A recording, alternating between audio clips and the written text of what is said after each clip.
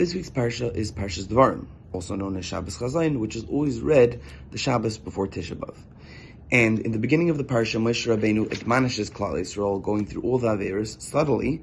He hints to them, but he goes through them to admonish Klal Yisrael, to rebuke them to do better. He goes through the Eichah Azov, the Meraglim, Koirach, complaining about the Man, all the Averos they did in the Midbar. And then when he finishes, he starts blessing them. He gives them bracha. He says, Hashem Elokei Avosseichem, Yosef Aleichem Kachem Elef Pa'amim V'Yivarech Eschem. He's going to bless you 1,000 times over. And then he tells them to appoint leaders going forward. But there's one pasuk in the middle that doesn't seem to have a place there. And it says, Eichah Esel Levadi Tarchachem Umasachem V'Rivchem. How am I able to carry, to burden your quarrels, your sins, your strife? And for some reason that pasuk doesn't fit over there. It should have been earlier. I think that the reason is because Chazal always say that all the struggles and pain and suffering that we go through, even nowadays, is because of the original sins that our forefathers did, whether it was the Chet Eitzah Das by Adam Rishon or the Chet Egel by Klal Yisrael. The Churban Beis HaMikdash was destroyed because of that. And even our suffering today is because of that.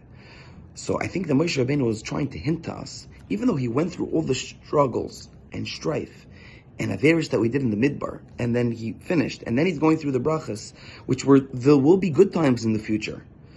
But he sticks in that word, Eichah, Esel Levadi, later on to show us that even after everything, after the Churban Beis HaMikdash, even though we were galus and we had a second Beis HaMikdash, there will be good times.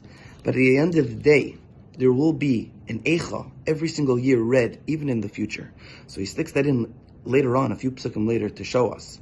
Eichah Esel Levadi, the lashon of Eichah, which we read on Tisha B'Av, Megillas Eichah, how important it is for our generation to understand what our forefathers went through.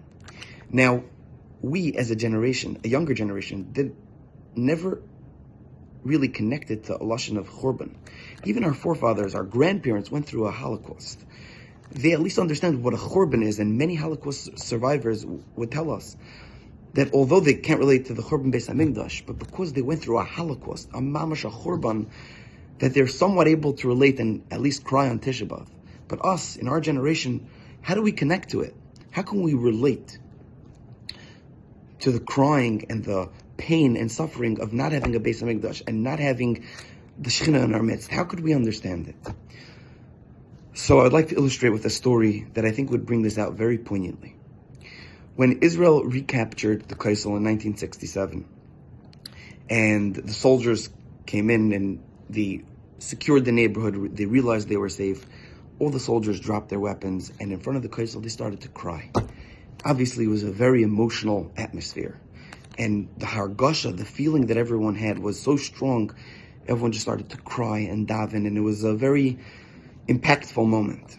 There was one soldier this is a famous story, this soldier was not religious, he hated frumkeit, he hated Yiddishkeit, kashrus, tznius, Shabbos, nothing.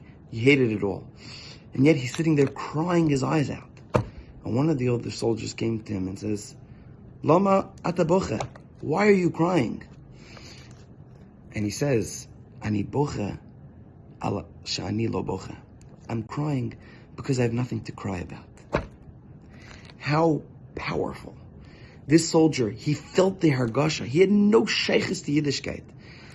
But he realized everyone around him is crying and is feeling something. But he didn't feel anything. And that's why he cried. We, as a younger generation, the fact that we have nothing to cry about alone is a reason to cry. Me included.